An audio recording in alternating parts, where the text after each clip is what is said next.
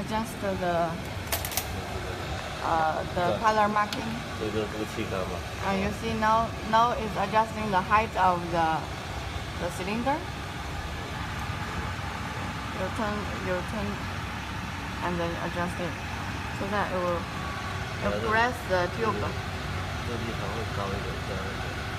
So now it's done.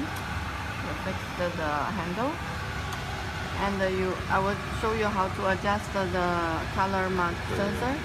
You see here. You also need to adjust the color mark position because now it's too high, and you adjust it so that it will see the color mark. The beam will on the color mark, and then you fix this sensor. And now I will show you how to adjust it.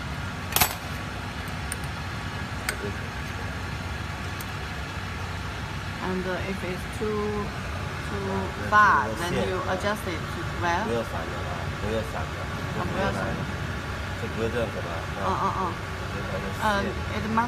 The beam must be just very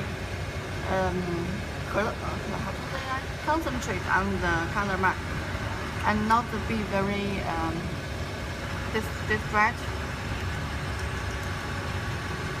And you adjust the distance, and now you will set to press on. When the beam is on the color mark, you press on. Press 多少秒？按多少秒？